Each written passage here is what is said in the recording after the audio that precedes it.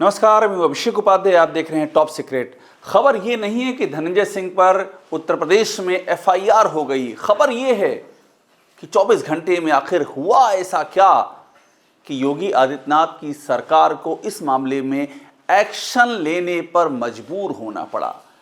ये मजबूर शब्द मैं इसलिए प्रयोग कर रहा हूं क्योंकि इसके पहले कोडीन का मामला हो चुका है और उसमें एक के बाद एक तार सामने आ चुके हैं।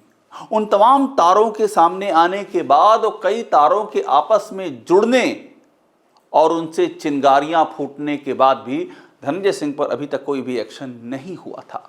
फिर 24 घंटे में ऐसा क्या हुआ? ये बहुत ही दिलचस्प कहानी है क्योंकि योगी आदित्यनाथ की सरकार पर यही तो आरोप थे कि वो धनंजय सिंह पर कोई एक्शन, जब से सरकार आई है तब से लेके अब तक उसने धनंजय सिंह पर कोई एक्शन लिया नहीं है। और सिर्फ धनंजय सिंह ही नहीं, आरोप है कि स्वजातीय जो बाहुबली हैं, एक नहीं बल्कि कई, किसी पर कोई एक्शन नहीं लिया गया।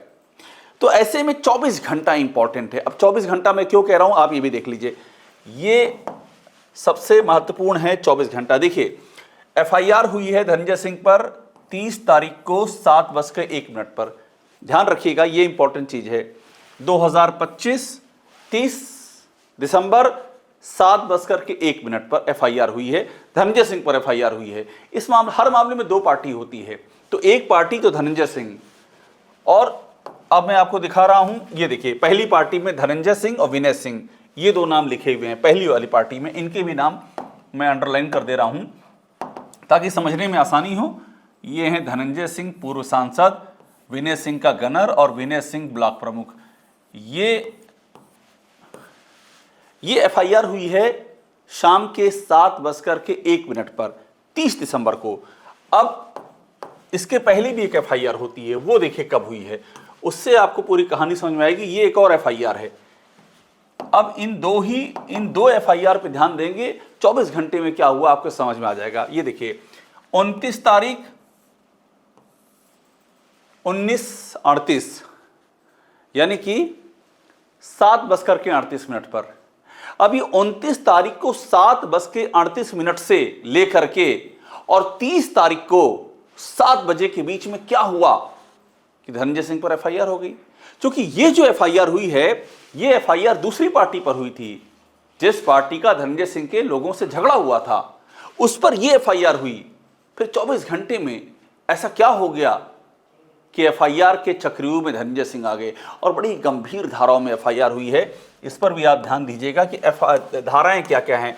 धनंजय सिंह पर यूपी में जो एफआईआर हुई है उसमें 11 धाराएं लगी हैं, 11 संगीन धाराएं हैं। और इसमें अहम बात यह है कि इन 11 धाराओं में अनुसूचित जाति एवं जनजाति निसंसता, अनुसूचित जाति जनजाति 3(1) का टा और 3(1) का धा, यानी कि SC/ST एक्ट भी लग गया है धनंजय सिंह के खिलाफ। गैर जमानती ये एक्ट होता है, आप जानते हैं। अब मैं आपको कहानी बताता हूं। यहां तक आप समझ गए होंगे कि 24 घंटे में पूरी तस्वीर बदल गई यूपी में। कहानी समझ लीजिए कि मामला क्या था, फिर मैं आपको अंदर की कहानी बताऊंगा कि 24 घंटे में कैसे समय का चक्र पलट गया। क्या कोई दिल्ली से फोन आया था? क्या फोन लखनऊ में किसके पास आया था? कौन अधिकारी एक फोन के आने के बाद एकदम से हरकत में आ गया और उस अधिकारी ने ऊपर क्या बताया कि अब आपको क्या करना चाहिए, इससे पहले कि मामला संवेदनशील हो जाए और नाजुक हो जाए।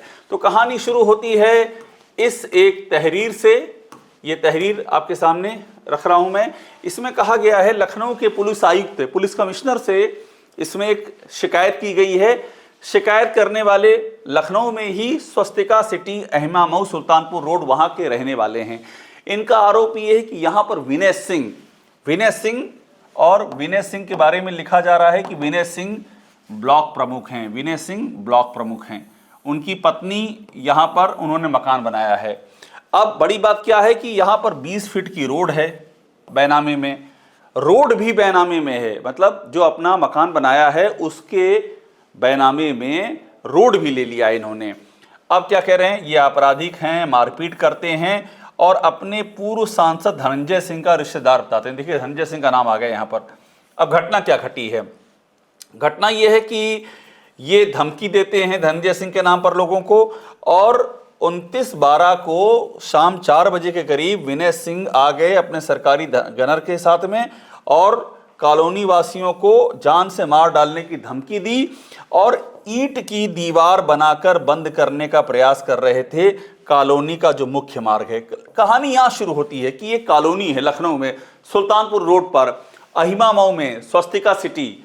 इस कॉलोनी में जो आने जाने का मार्ग है उसको दीवार उठा के बंद किया जा रहा था। विनय सिंह पर आरोप है और इसमें लिखा हुआ है कि विनय सिंह जौनपुर, वही धनंजय सिंह का जिला, वहां के महाराजगंज के ब्लॉक प्रमुख हैं और वो इसको बंद कर रहे थे।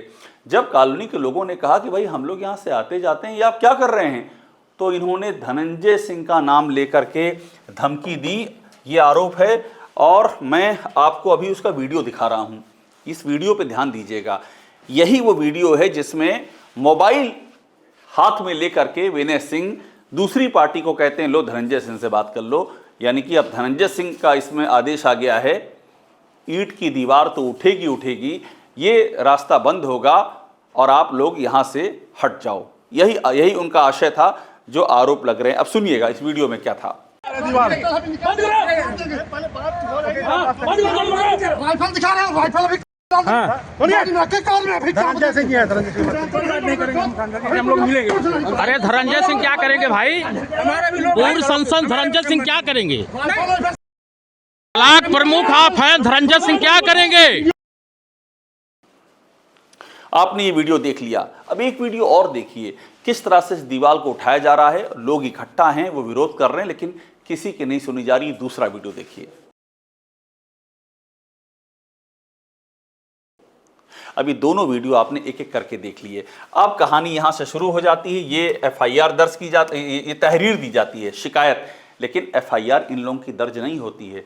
तो होता क्या है, इनके ही खिलाफ एफआईआर दर्ज हो जाती है, यानी कि जो पीड़ित हैं, जो शिकायत कर रहे हैं लखनऊ पुलिस से कि धनंजय सिंह और उनके आदमी रास्ता रोक रहे हैं हमारा और रास्ते पर दीवार खड़ी कर रहे हैं, तो जो शिकायत करने वाले पीड़ित थे उनके ही खिलाफ एफआईआर दर्ज हो जाती है। किसकी शिकायत पे दर्ज होती है, ये देखिए उनके नाम है, कौशलेन तिवारी, धीरेन्द्र मणि त्रिपाठी, 10-15 अन्य के खिलाफ एफआईआर दर्ज हो जाती है।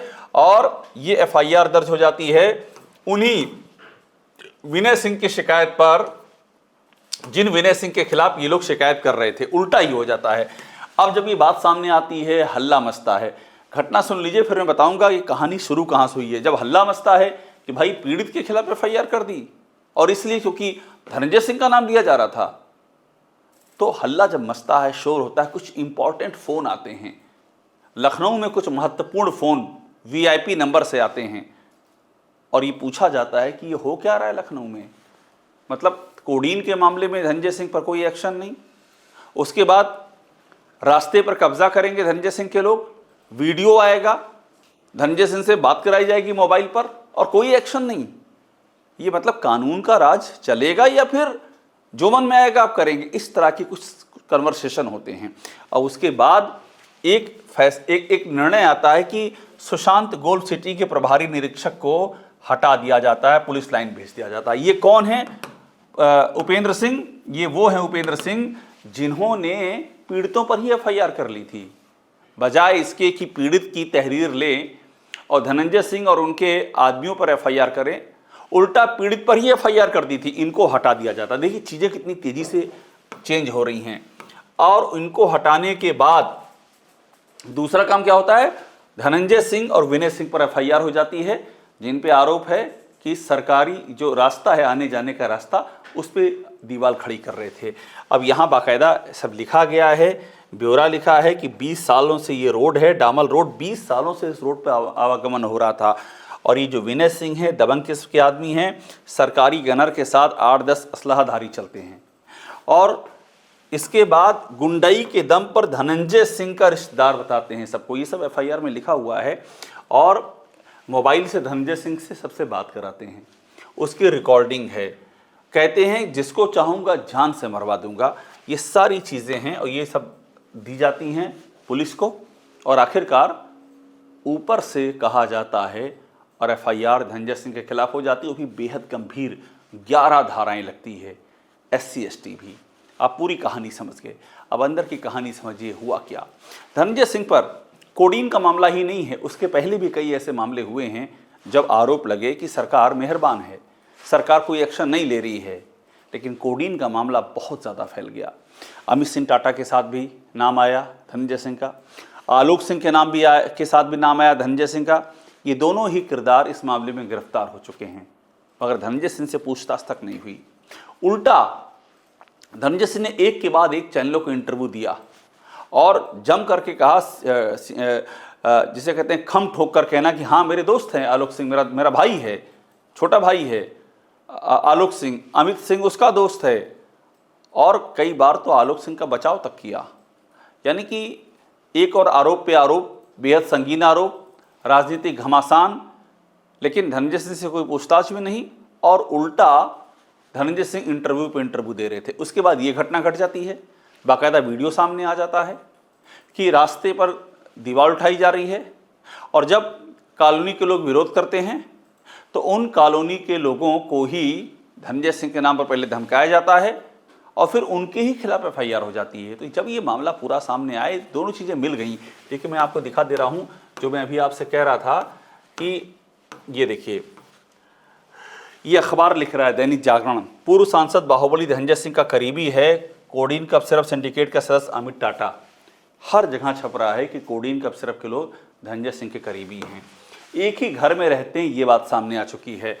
ईडी का भी एक्शन चल रहा है, ईडी भी एक्शन ले रहा है। लखनऊ, बनारस समेत 25 ठिकानों पर ईडी छापा मार रहा। इस सब के बाद भी धनंजय सिंह पर एसटीएफ की कोई एक्शन, कोई कार्रवाई नहीं हो रही है। यहीं से ये गेम पलटना शुरू होता है।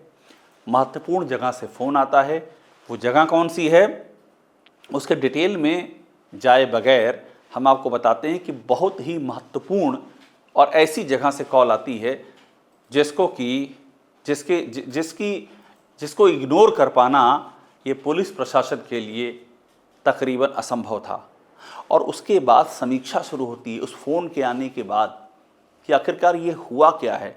फिर सारे एविडेंस देखे जाते हैं, लखनऊ के पुलिस कमिश्नर खुद एक्टिव होते हैं और सब इस्टेब्लिश होता है। एक और दर्जनों लोग, कॉलोनी के लोग, उनके पास वीडियो एविडेंस कि धनंजय सिंह का नाम लेके धमकी दी जा रही है, बाकायदा कागजात जिसमें कि 20 सालों से जिस रास्ते का इस्तेमाल कर रहे हैं वहाँ पर उठ रही है दीवार, ये सब देखा जाता है। और उसके बाद वो थाना, वो पुलिस के अधिकारी जो उल्टा पीड़ितों पर ही एफआईआर कर देते हैं, और तब जा कर के उच्चाधिकारी एक्शन में आते हैं। सबसे पहले उस प्रभारी निरीक्षक को, जिस थाने में ये लोग शिकायत करने गए थे पीड़ित, और इन पर ही एफआईआर कर दी गई, पहले उसे हटाया जाता है, उसे भेज दिया जाता है पुलिस लाइन में, रिजर्व पुलिस लाइन में, और उसके बाद धनंजय सिंह पर 1-2 नहीं बल्कि 11 गंभीर धाराओं में, जिसमें SC/ST एक्ट भी है, एफआईआर हो जाती है। यहीं से आप समझ लीजिए कि उत्तर प्रदेश की राजनीति की शक्ल बदल रही है तेजी के साथ में। वो एक्शन हो रहे हैं जिनकी कभी कल्पना भी नहीं की जा सकती थी। यानी कि अभी कुछ और भी होना बाकी है, कुछ बड़ा होना बाकी है, कुछ बड़ा घटना बाकी है। और ये जितना भी चल रहा है कोडीन कप सिरप से लेकर के और बाहुबली का सिंडिकेट, इस सब पर दिल्ली की नज़र बनी हुई है। एक एक चीज़ का डिटेल लिया जा रहा है, नोट डाउन किया जा रहा है। और एक बात मैं आपको और बताऊं कि जो अधिकारियों की भूमिका इस सिंडिकेट में, क्योंकि पुलिस अधिकारियों के नाम तो अखिलेश दुबे से लेकर के और कोडीन सिंडिकेट तक में आ रहे हैं, किस तरह से फैसिलिटेट किया गया है इस पूरे नेटवर्क को, उन पर भी निगाह बनी हुई है। ईडी की जांच के दायरे में कुछ चौंकाने वाले नाम भी आ सकते हैं। आप यूं कह सकते हैं समय के चक्र ने पलटी खानी शुरू कर दी है। धनंजय सिंह पर एफआईआर होना कोई मामूली बात नहीं है। 24 घंटे में जो हुआ है वो बहुत ही चौंकाने वाला है, और आने वाला जो वक्त है वो बताया जा रहा है और भी चौंकाने वाला हो सकता है। आप टॉप सीक्रेट को देखते रहिए, लाइक कीजिए, इसे सब्सक्राइब ज़रूर कीजिए। एक से बढ़कर एक महत्वपूर्ण जानकारियाँ और अंदर की ऐसी खबरें जो सामने नहीं आती हैं, वो सब हम आपको इस प्लेटफॉर्म पर सामने लाते रहेंगे।